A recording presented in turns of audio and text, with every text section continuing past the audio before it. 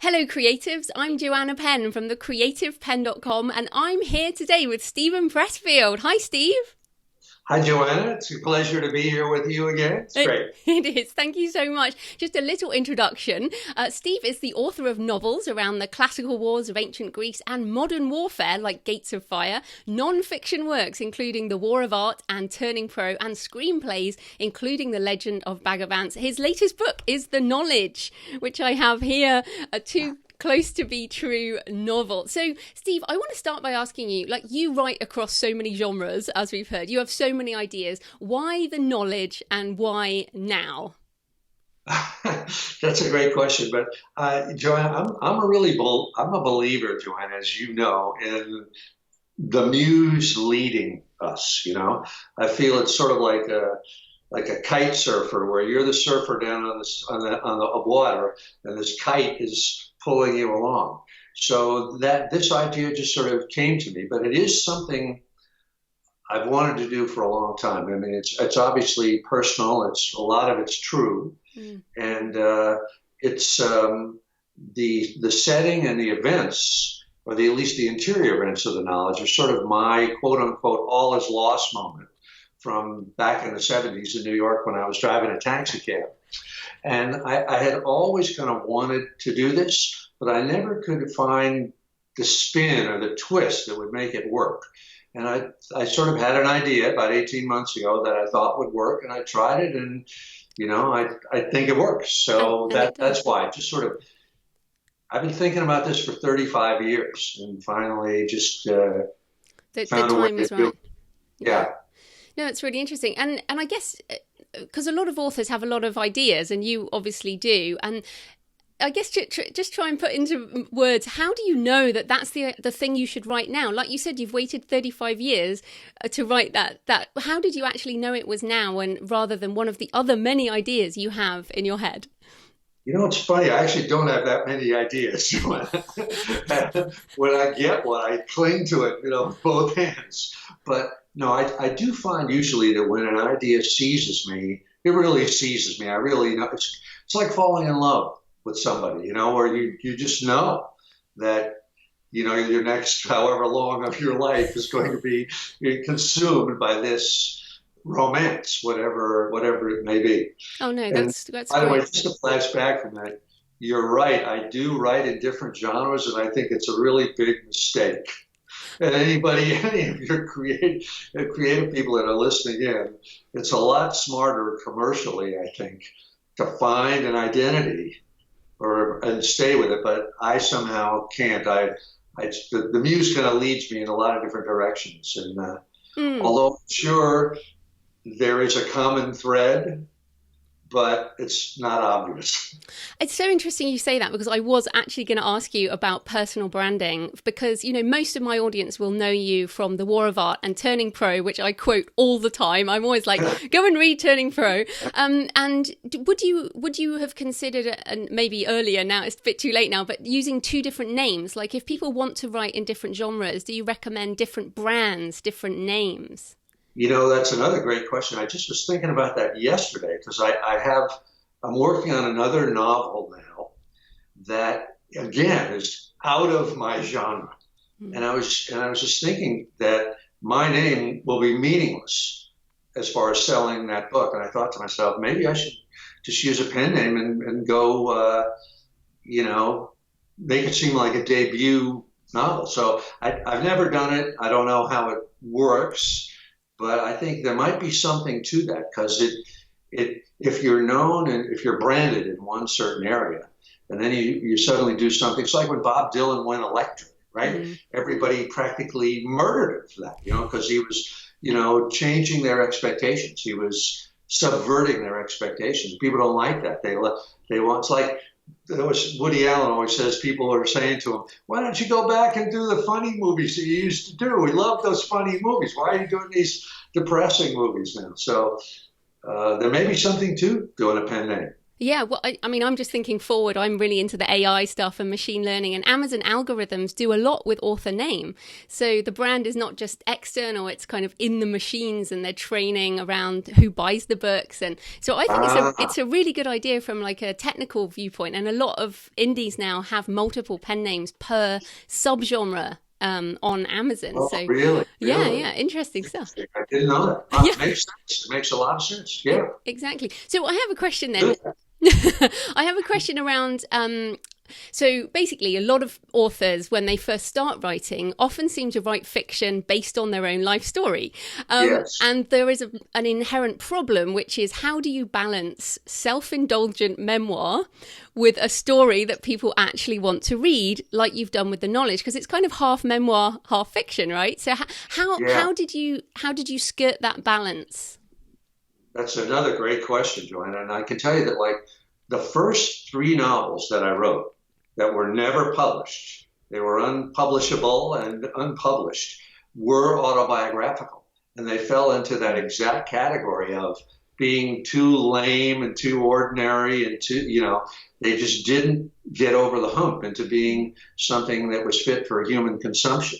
And I remember when I first wrote pure fiction, it was a screenplay, and I vowed that from then on I would never write anything that had anything to do with me, that would never have any characters that were based on people I knew and had nothing to do with real events. And that had been my guiding principle for like 30 years or so. Mm-hmm. And I only changed it for the knowledge. And in a way, I think it's a real skill.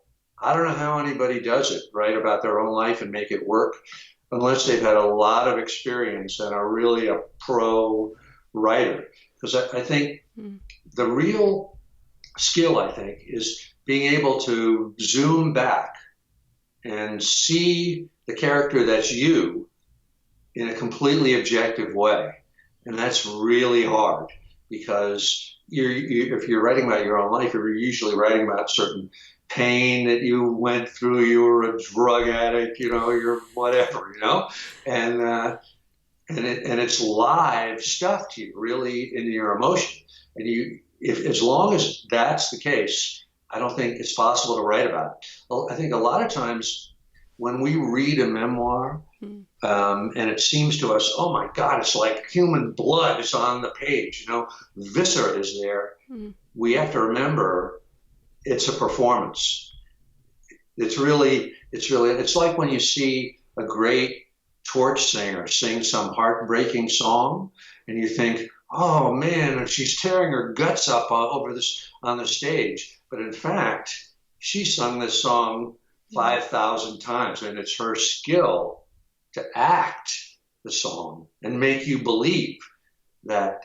But you do definitely have to have that distance to be able to treat the character that's you and the other characters that are people as if they were fictional characters. Manipulate them and make them say things they didn't really say, etc. So, I don't know if that's an answer, but that's my answer for that. No, it is. It's great, and I mean, there are failed relationships in the book. There are dead end jobs. There are rejected manuscripts, as you say. There's the dark moments, and I wanted to ask you about tapping into the shadow side. So, sharing your darker side in your books. How do you recommend that authors kind of tap those deeper places? It's really, really difficult. Like I wrote a blog post a couple of weeks ago. It was called 2 Paragraphs. That was the title. And what it was about the knowledge. And in that book, there are 2 paragraphs following each other that are absolutely true from my heart. The real stuff that really took place in my real life that I've been trying to write about. And I couldn't for 35 years. And the whole rest of the book is just there to carry those 2 paragraphs. So you got to be incredibly careful in using that real stuff, because it goes over into self-pity. You totally lose objectivity on it. And it needs to be it needs a stroke of genius, I think, in the sense of the concept of the story. Like what's an example? I don't know. I can't think of an example off the top of my head, but where, well, for instance, there's a movie out right now called Midnight Special, and have you seen it or heard of it? No. It's sort of sci-fi, and it's about a little boy who has some incredible gift. He can like bring satellites down out of the sky. He has this weird power, and the story is about his father. The boy is being pursued by this cult, this apocalyptic cult, and by the NSA, this American spies. And it's a kind of a road picture of his father trying to protect him. And if you look at that story, there may have been a real story. The writer may have been a father whose son died or something like that. So what he did, he knew he couldn't write that story, I'm guessing, because it would be just too heart-wrenching and too close to the truth. So he took it into the realm of sci-fi. And I'm sure, let's say his son was so special to him, as kids always are, right? So he said, let me expand that specialness. I'll give this kid gifts. He shoots lightning bolts out of his eyes. He can bring, satellites down out of the sky. And he is also trying to get to just those 2 paragraphs that are maybe about a father being able to release his son to death or to whatever. And so it needs some brilliant stroke to make it work, but it's very, very fraught with danger using your real dark side in there. Much easier to invent a dark villain and make the whole thing metaphorical and tell it as fiction. But do you think by doing that, it's kind of cathartic that in writing such a book, you have almost exorcised that side, or is it still there? That's another great question, Joanna, and it is cathartic. And I wondered if it would be, and it definitely is. I really felt like with the knowledge that I've sort of put something to rest, at least in my own head. I mean, it was a sort of a crime that I committed, as you know from reading it, and you can never make up for that, but at least I've sort of put it on the page in a form that other people can relate to, rather than just some crazy journal that I might write, and bury it in the sand somewhere. So yeah, it definitely was cathartic. It did work. Fantastic. Well, I want to switch topics a bit, because the knowledge has a picture of a taxi on the front, which obviously is in the book. But I wanted to ask you about the title. Now, I'm in Britain, so and lived in London, so I understand the title. But I wonder if you would maybe explain the title for people who might not understand it. Okay. As you know, Joanna, if you are going to be a licensed London taxi driver, there's a test you have to pass, because like in New York City, it's laid out, the streets are laid out in a grid, right? There's First Street, Second Street, Third Street, First, Second, Third Avenue. So you can be an idiot like I was and find your way around New York. But London is this maze of 20,000 lanes, alleys, back byways and stuff like that, because it evolved over 2,000 years, the city, right? So before you can be a taxi driver and get your license, you have to learn all those streets, and there's a test, and that is called the knowledge. And I think if you ride in a London taxi cab today, there's a little sign that says to be viewed by the passenger from the driver saying, "Don't worry, I've got the knowledge." And the test is it's called calling a run. And the examiner will say to the taxi driver, "Take us from Earl's Court to Basil Street," and you have to recite, you the testee, turn right, turn left, zigzag, and get there. But of course, in the book, the knowledge is metaphorical. It refers to the knowledge of life, of learning how life works, both on the external level, what you have to know to navigate, and also internally, your own internal demons and your own self-destructive stuff, and even previous lives and obsessions and things like that. So that was the meaning of the knowledge. And well, the reason I ask is because when I write, I often come up with a title first because I love, I come up with something and then I'm like, oh, that's cool. I'm going to write about that, in fiction, like fun things. When did you come up with the title, and how do you normally come up with titles for books? Do they come later? And what do you recommend for authors who struggle with titles? Because it's a big deal, right? A book title. It is a big deal, and I think you're very smart, Joanna, to do it first. Anytime I luck onto a title first, which is rare, 1 out of 5, I consider that great, big help. Usually it's afterwards, but I think the key thing about a title is it has to be on theme. It has to be sort of what the book is about, like the title Chinatown for the Jack Nicholson movie is exactly about, that the surface of things is not what's really beneath the surface. And so that in groping for titles, I always try to find something. I ask myself, what's the theme of this thing? What is it about? The Sun Also Rises is a great title like that. To Kill a Mockingbird is a great title like that. So I thought the knowledge worked for this. Well, it's interesting because you've talked about in many of your blog posts and your books about how often you don't know what the book's about until Sean reads it. So Sean, for people listening, Sean Coyne being your editor, friend, business partner, and everyone also, he's been on the show, fantastic book, The Story Grid. So how do you know?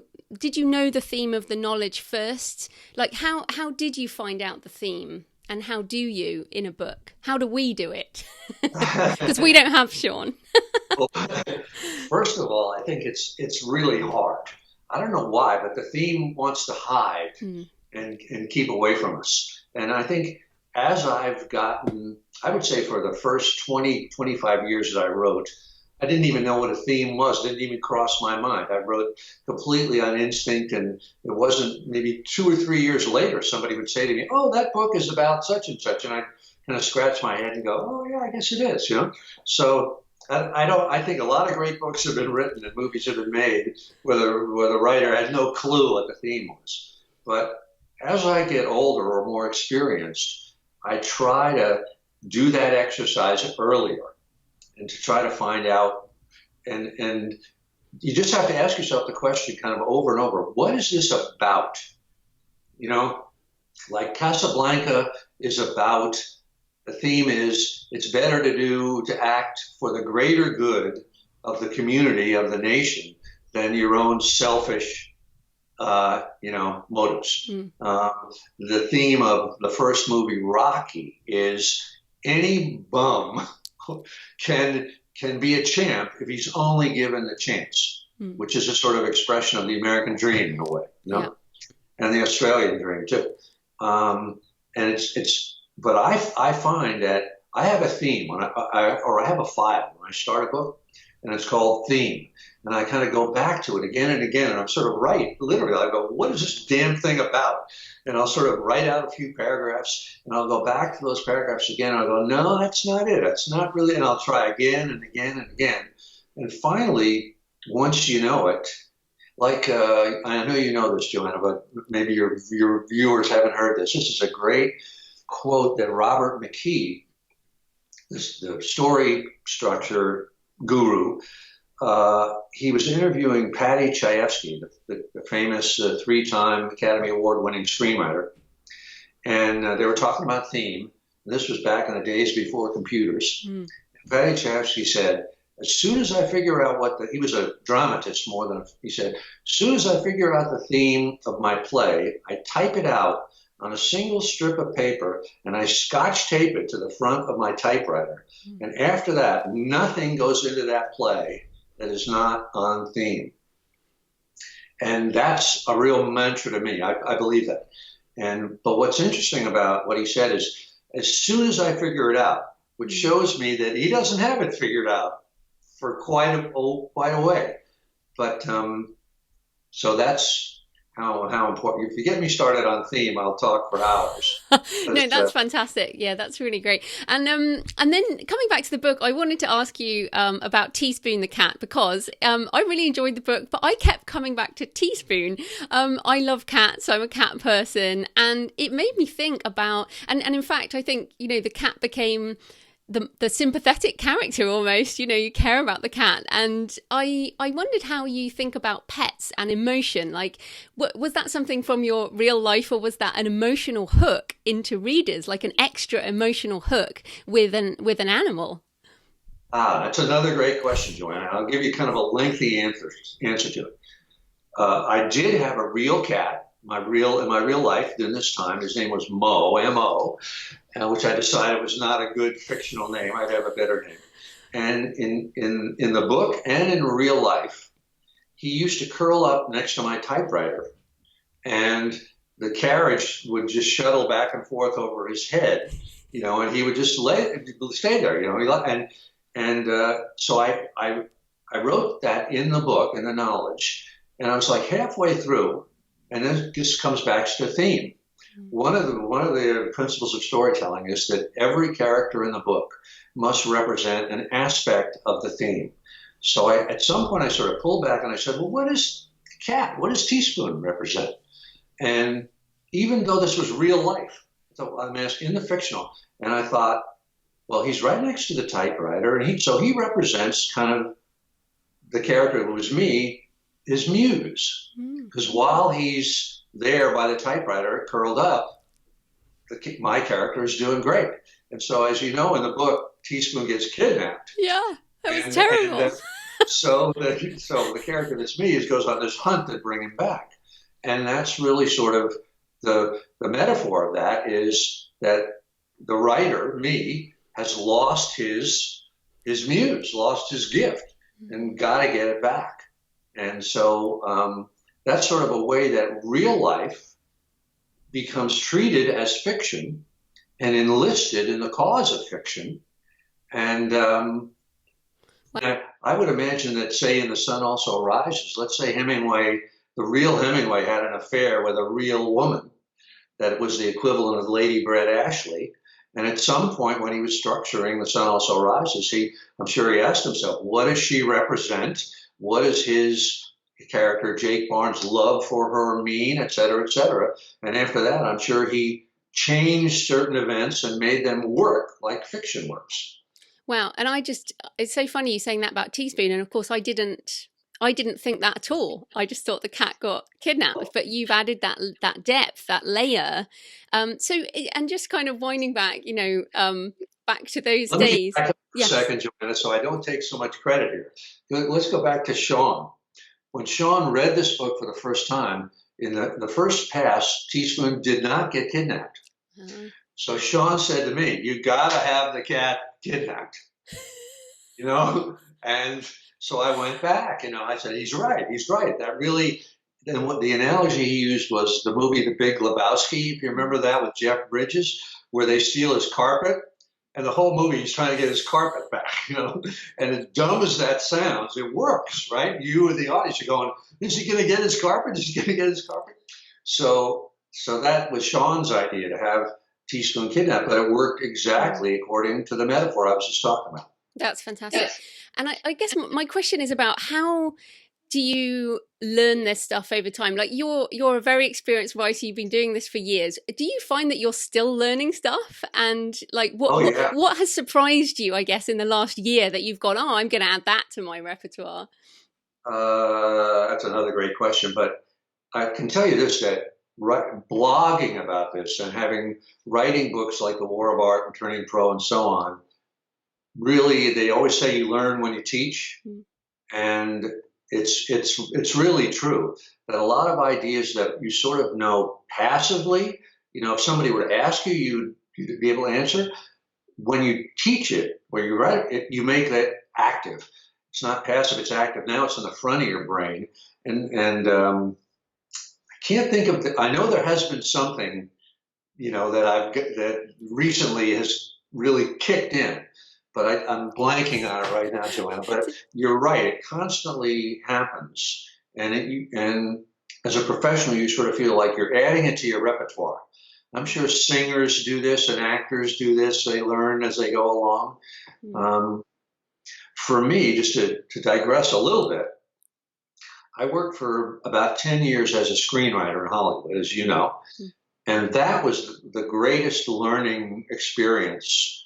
A lot of what I know or what I think I know, I learned there, because just in the process of working with people, and you would go into a meeting about a script that you'd written, and the studio exec would say something like, "Well, what's the all is lost moment here?" And you go, "What? The what?" And then then you learn, and all these one little element at a time. But the smartest thing for anybody that wants to know that is read all my books about writing, because I put everything I know in there. Yeah, but of course, as you keep learning, that's why we're all waiting for more books, So, Yeah, right. Well, there will be more because I keep learning. Exactly. Well, I want to just coming back on screenwriting. So I tried to adapt one of my own books for a screenplay, and I just failed miserably, and it just seemed so hard. Screenwriting seems like another skill that's totally different to writing fiction. It is. Yeah. It is. So do you recommend people who write novels should have learn a lot of the principles of screenwriting, or even try screenwriting to get better at telling story? I certainly think it's very helpful, because in screenwriting or writing for the movies, there are a lot more restrictions than on a novelist. So it helps to learn. Like, for instance, you really can't go inside a character's head in the movies, right? So everything has to be shown in action or in dialogue. And you can't go on any long descriptions of things like you do in novels, and you can't rely on your gift for prose, where you can kind of just do some wonderful prose.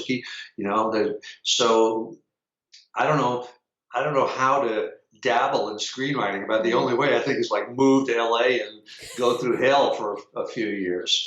But I do think they are two separate skills. And in fact, a few of my books recently have been, optioned for movies, and I'll be in a meeting and someone will say, "Well, would you like to write the screenplay?" And I immediately say no. And the reason is I'm not a good enough screenwriter. I was maybe a B-list or a C-list screenwriter, not an A-list screenwriter. And if a book of mine was going to be adapted, I would want to get somebody that was really good to do it. Yeah, no, it's really interesting. Okay, I want to ask you about the picture on the back of the book, which is awesome. It's a very cool looking Steve next to a sign saying "dangerous." And the ad is amazing, and I've shared it on Twitter and everywhere because it's a great hook. Thanks. No, it's just brilliant. So how did you decide on that hook for the advertising? Because it's kind of stunning picture. Did you take that picture all those years ago, knowing that you'd do this one day? But I thought it was a funny picture. And certainly people that know me at my grizzled old self here might be amused to see me, when I had hair, But you worked in advertising, so you know about the hooks, right? So why did you decide that picture was the hook for the ad? It's a good question, but I did think of it that way. I mean, if you call it the ad says Steve's all is lost moment, 1974. And I don't know if that works or not. No, it does. But I felt like that the audience would be people who who subscribed to my blog. That was because nobody else was going to see it, whatever it was. And that they sort of knew who I was in a vague sense because they maybe had read The War of Art or something, and that this picture and that headline would sort of make the promise it would make would be, see another side of this person that you think you know. So again, I don't know if it worked or not, but that was the concept behind it. I loved the photo. I thought it was really a great photo, and I just thought there's got to be some way to use it. So, but we did sit down, me and Jeff Simon, who's our kind of design tech, brilliant, creative dude. and try to come up with something, just like ad people did. Yeah, I think it's super effective. And I just wanted to mention your book, Nobody Wants to Read Your Shit, which which is basically about marketing. And you mentioned your blog a number of times, and a lot of authors these days seem to think that blogging might be a waste of time. How do you feel your blog fits into your personal marketing, book marketing, as well as expression? Another great question, Joanne. I mean, it's sort of conventional wisdom these days that if you're a writer, when I say these days, I mean these days when there are no more book reviews in basically in newspapers, and a writer, the real problem is how do you gain awareness out in the real world that your book even exists? Forget about whether it's good or bad.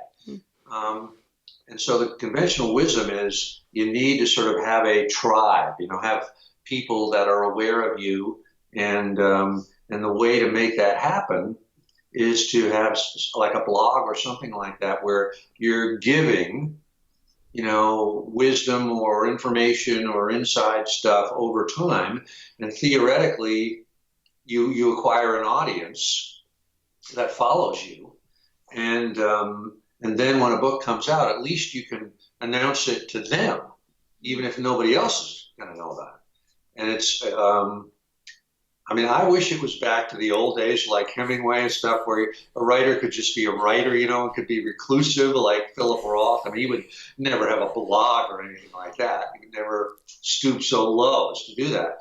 But it is kind of fun. I've been doing it for like 6 years or something like that. And like I say, you learn when you teach. And every time I read a post about some aspect of writing or of the professional mindset or of overcoming self-sabotage, I learned. So I wish I was doing it better. I wish I had a bigger audience than I do. But it does seem to be something that helps, I know a lot of people turn their noses up at it, and I did too for a while. But I think it's a good thing but it's very time consuming, as you know. It can be a full-time job just about. Yeah, exactly. But every time I think, I just, I shouldn't do this anymore, I should just write, I look at you and I go, no, because there's clearly benefit. And okay, so last question. You and Sean Coyne obviously publish many of your books under Black Irish, which is your imprint. How do you see the publishing industry right now? Wow, I wish Sean was here to answer that, because he knows a lot more about it than I do. But it's like a book I wrote like 2 books ago called The Lion's Gate, which was a big, serious nonfiction treatment of the Six-Day War, the Arab-Israeli War of 1967, was brought out in the mainstream press. Penguin Books did it. And to my amazement, basically their promotion pitch was to say to me, why don't you promote it? So, in other words, if you're sort of self-published or you have a small indie press, you're up against that problem that you don't have very much reach. But I think even among the big 5 publishers, they don't have that much reach either, because it's not like in the old days they had relationships and they could get the New York Times or the London Times or whatever to review a book. But nowadays, so few books get reviewed there. Like for somebody like me that's been around for a while, I will never have a book reviewed by the New York Times ever again. So it's really hard. I think it's probably the book biz, for the writer's point of view, is harder than it's ever been.